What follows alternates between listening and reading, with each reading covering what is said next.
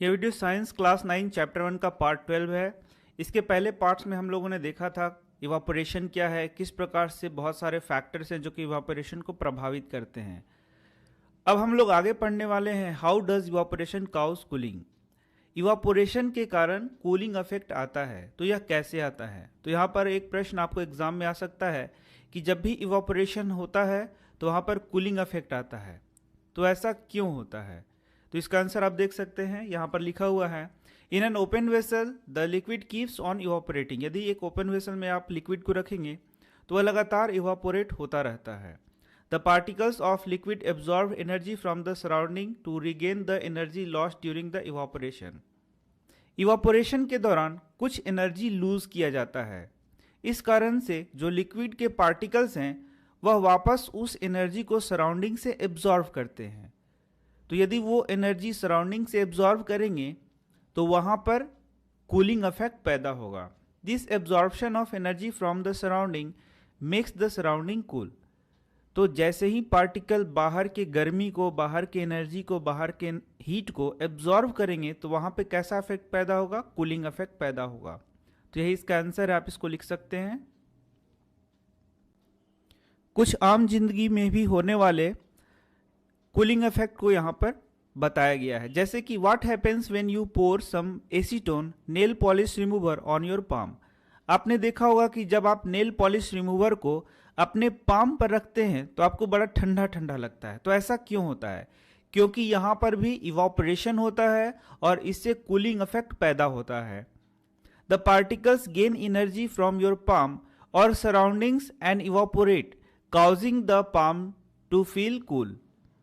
तो जैसे ही आप एसीटोन को अपने पाम पर रखेंगे तो वहां पर क्या होगा, यह जो एसीटोन है आपके पाम से और सराउंडिंग से एनर्जी को एब्जॉर्व करना शुरू कर देगा, या फिर कहें तो हीट को एब्जॉर्व करना शुरू कर देगा और इसमें इवापोरेशन होगा। तो जैसे ही ये सराउंडिंग से हीट को एब्जॉर्व करेगा तो वहां पे कैसा इफेक्ट पैदा होगा, ठंडा इफेक्ट पैदा होगा। After a hot sunny day people sprinkle water on the roof और ओपन ग्राउंड। तो आपने देखा होगा कि बहुत गर्मी के दिनों में लोग अपने छत पर पानी का फुहारा डालते हैं या फिर अपने ग्राउंड में भी पानी का फुहारा डालते हैं। ऐसा क्यों करते हैं, इसका आंसर आप यहाँ पर देख सकते हैं। यहाँ से यह प्रश्न भी हो सकता है, दो प्रश्न, कि क्यों एसीटोन को अपने पाम पर रखा जाता है तो वहाँ पर कूलिंग इफेक्ट होता है। दूसरा, गर्मी के दिनों में क्यों छत पर और ग्राउंड में पानी को स्प्रिंकल किया जाता है। ये दो प्रश्न हो सकते हैं। इसका आंसर आप देख सकते हैं, because the large latent heat of vaporisation of water helps to cool the hot surface. तो इस लाइन को आपको अच्छा से समझना होगा।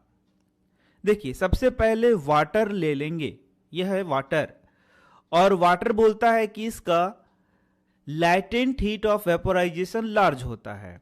तो अब समझेंगे कि वाटर का लेटेंट हीट ऑफ वेपोराइजेशन क्या है। बड़ा ही सिंपल है कि वाटर यदि लिक्विड स्टेट में है, किस स्टेट में है, लिक्विड स्टेट में, तो लिक्विड स्टेट से फिर यह किस स्टेट में जाएगा, वेपर स्टेट में जाएगा। तो लिक्विड स्टेट से यदि वेपर स्टेट में जाता है तो लिक्विड स्टेट से वेपर स्टेट में जाने के लिए इसको कुछ एनर्जी चाहिए। लिक्विड स्टेट से वेपर स्टेट में जाने के लिए इसको एनर्जी चाहिए। तो यह एनर्जी कहाँ से आता है, तो जब हम पानी यहाँ स्प्रिंकल कर रहे हैं, ध्यान दीजिएगा, जब पानी को सरफेस पे स्प्रिंकल किया जाता है तो पानी भाप बनता है और वो गर्मी को यहाँ से क्या कर लेगा, एब्जॉर्व कर लेगा। इस सरफेस से हीट को क्या कर लेगा, एब्जॉर्व कर लेगा। इस कारण से यह सरफेस क्या हो जाता है, कूल हो जाता है। तो इस आंसर को आप यहां से लिख सकते हैं, because large latent heat of vaporisation of water helps to cool the hot surface. Hot surface को यह कूल करने में मदद करता है। Can you cite some more examples from daily life where we can feel the effect of cooling due to evaporation. तो evaporation के कारण बहुत सारे ऐसे इफेक्ट हैं जिसके कारण कूलिंग इफेक्ट होता है। यहाँ भी आप देख सकते हैं, कुछ और उदाहरण यहाँ पर दिया गया है। During summer we perspire more because of the mechanism of our body which keeps us cool। गर्मी में आप देखे होंगे कि आपको बहुत पसीना आता है क्योंकि हमारा बॉडी कूल रहना चाहता है। इस कारण से यह बहुत सारा पसीना हमारे बॉडी से बार बार निकालता है। We know that during evaporation, the particles at the surface of the liquid gain energy from the surrounding। तो ये तो हम लोगों ने पढ़ लिया है कि यदि इवापोरेशन होगा, इवापोरेशन में क्या होगा कि वह जो लिक्विड है सराउंडिंग से हीट एनर्जी को एब्जॉर्व करेगा, या फिर बोले तो एनर्जी को एब्जॉर्व करेगा, तो वो जो सराउंडिंग है वहाँ तो कूलिंग इफेक्ट आएगा ही आएगा। और body surface and change into vapour, और वह जो लिक्विड है वह किस चीज़ में बदल जाएगा, वेपर में बदल जाएगा। The heat energy equal to the latent heat of vaporization is absorbed from the body, leaving the body cool। तो यहाँ भी वही बात लिखा है जो मैंने पहले बताया है। The heat energy equal to the latent heat of vaporization is absorbed from the body। तो जो लिक्विड है उसको वेपर में बदलने के लिए जितना हीट का जरूरी है उतना ही हीट हमारे बॉडी से एब्जॉर्ब हो जा रहा है। इस कारण से हमारा बॉडी कैसा फील कर रहा है, कूल फील कर रहा है। Cotton, being a good absorber of water, helps in absorbing the sweat and exposing it to the atmosphere for easy evaporation।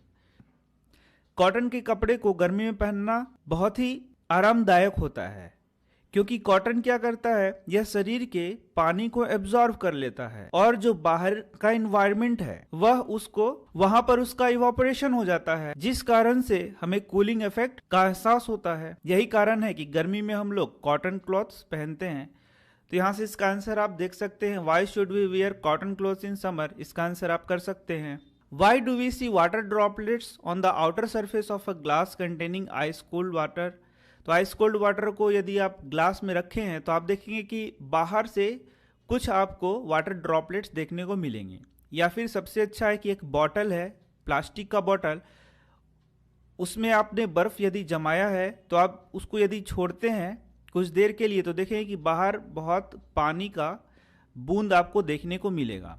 तो क्या ये पानी के बूंद इस बॉटल से बाहर जा रहे हैं क्या, ऐसा होता है क्या?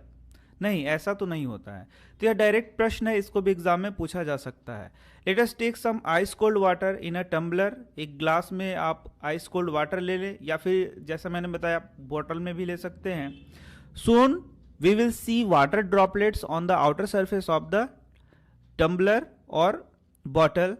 The water vapour present in air on coming in contact with the cold glass of water loses energy and gets converted into liquid state which we see as water droplets। तो जैसे ही हवा इस ठंडे बर्तन या फिर बोले ठंडे वेसल के संपर्क में आता है तो वह वाटर वेपर जो है वह वाटर के ड्रॉपलेट्स में परिवर्तित हो जाता है। क्योंकि हम लोगों ने पढ़ा था कि वाटर वेपर को यदि उसको उसमें से हीट निकाल दिया जाए या बोले कि उसको ठंडा कर दिया जाए तो वह क्या बदल जाएगा, वह वाटर ड्रॉपलेट्स में बदल जाएगा। तो वही प्रोसेस यहाँ पे हो रहा है।